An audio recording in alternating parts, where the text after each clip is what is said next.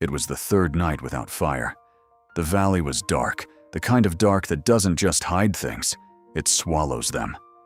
I could hear something moving in the brush to the east, low, heavy, patient. My sheep were already pressed together. They knew before I did. I was 16 years old, alone on a hillside outside Bethlehem, and I had nothing in my hands but a staff and a name I had been calling all night. The only name that ever answered me. They never expected anything from me. 7 brothers, warriors, farmers, men with shoulders like walls. And then there was me, Jesse's youngest, the one they sent to watch the sheep, the one who wasn't even called inside when the prophet came. My name is David, son of Jesse of Bethlehem, and I want to tell you about the years nobody saw. Before the palace, before the crown, before the battles and the psalms and everything that came after. I want to tell you about the hills. There is a loneliness that belongs only to the forgotten.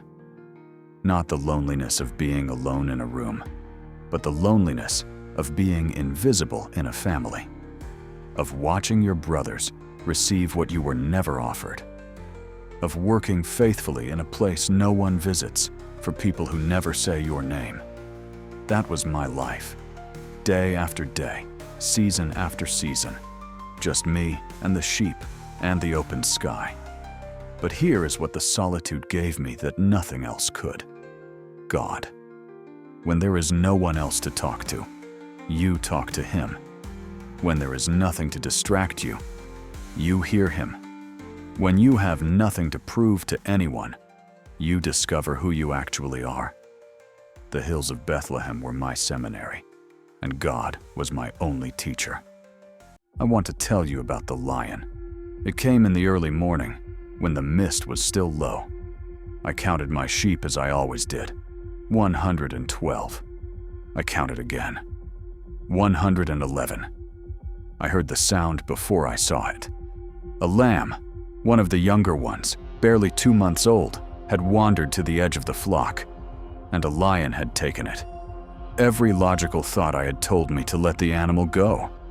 A lamb for a lion is a reasonable trade when you are 16 and alone. You survive. You go home. You say nothing. But something in me refused. I have thought about that moment many times since. Why did I run after it? I was not brave. I want to be honest about that. My hands were shaking. My heart was beating so hard I could feel it in my throat. I was terrified. But I was also something else. Responsible. Those sheep were given to me, every one of them. Not by my father, by God. And I had learned, slowly, through all those quiet nights on the hill, that when God gives you something to protect, He does not abandon you in the protecting of it. I ran after the lion with nothing but a staff and a name, and the name was enough. That night, after the lamb was safe and the lion was gone, I sat on a stone at the edge of the flock. My hands had finally stopped shaking, and I began to understand something. I had been cared for, not just tonight, every night. Every cold night when the fire went out, and I somehow stayed warm. Every hungry morning when I somehow found water in a dry season. Every dark valley where I somehow walked out the other side. It was not luck. It was not survival instinct. It was a shepherd, a real one. And I began to put words to what I had been living. The Lord is my shepherd. I shall not want. Psalm 23:1. Not a shepherd, not one of many. My shepherd, personal, chosen. The God of heaven had decided that I, the forgotten one, the youngest, the boy nobody called inside, I was His specific responsibility. And because He is my shepherd, I shall not want. Not, I will try not to want. Not, I hope not to want. I shall not want. It is a declaration, not a wish. He makes me lie down in green pastures. He leads me beside still waters. Psalm 23:2. I knew these pastures. I had walked through them hundreds of times, not always understanding that I had been led there. I thought I had found them. I thought I had been lucky. Now I understood. He makes me lie down. There is intention in it. There is provision in it. Even rest is something he orchestrates. And the still waters. A shepherd knows that sheep will not drink from rushing water. It frightens them. God does not drag us to the river and force us in. He leads us to still waters. He is patient with our fear.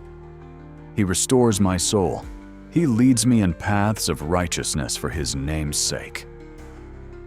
Psalm 23:3. There had been nights on those hills when I felt something break inside me. A loneliness so deep it felt like grief. A smallness so heavy it felt like shame. And then morning would come, and something would shift. I would feel not just better, but restored. Like a vessel that had been emptied and refilled. He restores my soul. This is not about physical rest. This is about the parts of you that get worn down by invisibility, by rejection, by the weight of being unseen.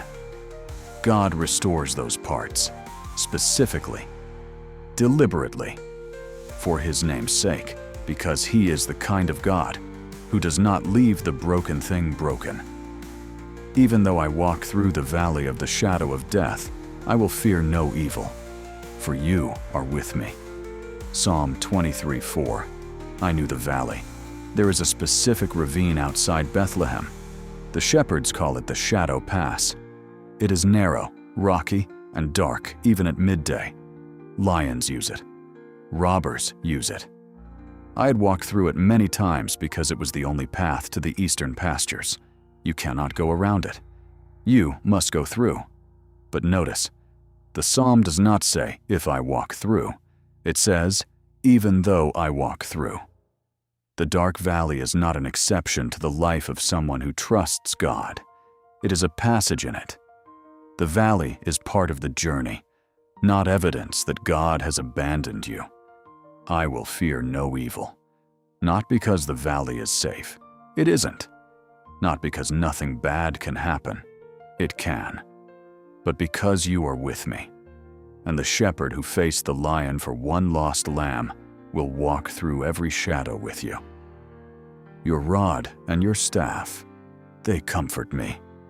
Psalm 23:5a. The rod is for fighting.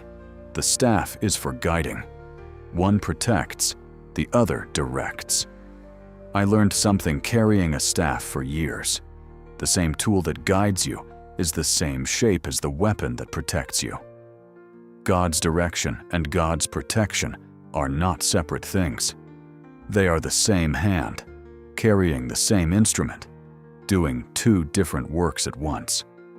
His correction, even when it feels like discipline, is comfort, because it means he has not stopped paying attention to where you are going.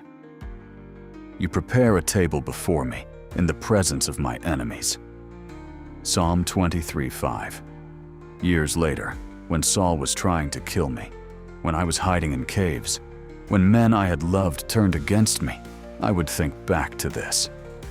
God did not wait for my enemies to be defeated before he blessed me. He set a table in the middle of the battlefield. He said, "Sit down, eat.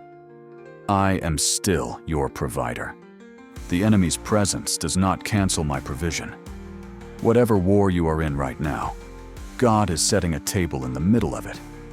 Surely goodness and mercy shall follow me all the days of my life, and I shall dwell in the house of the Lord forever. Psalm 23:6. Not maybe, not if I'm good enough. Surely, goodness and mercy, not just for the easy days, but for all the days. The failed days, the days I would later be ashamed of, the days in the cave, the days after the worst decisions I would ever make. All of them. And at the end of all those days, the house of the Lord, forever. The forgotten shepherd boy from Bethlehem, invited permanently into the presence of the God who never once forgot him. I did not know, sitting on that stone in the dark, that I would one day be king of Israel. I did not know that the same faith I built on those quiet hills would be the only thing that held me together when everything else collapsed. When the palace felt like a prison. When the people I loved betrayed me. When I looked in the mirror and did not recognize the man looking back. But this is what I know. He was my shepherd before I had the language to call him that. He was providing before I knew I was lacking. He was leading before I understood I was being guided. He was with me in every valley I walked through alone. Declare this now, wherever you are.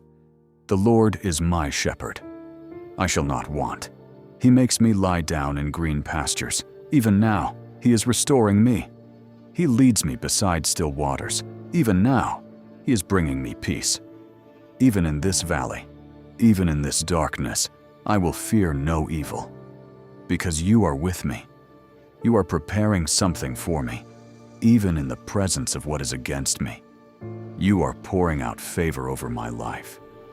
Surely, surely, goodness and mercy will follow me all the days of my life, and I will dwell in the house of the Lord forever. Amen. If you declared those words today, something shifted. Like this video, subscribe, and come back tomorrow, because there's more to receive.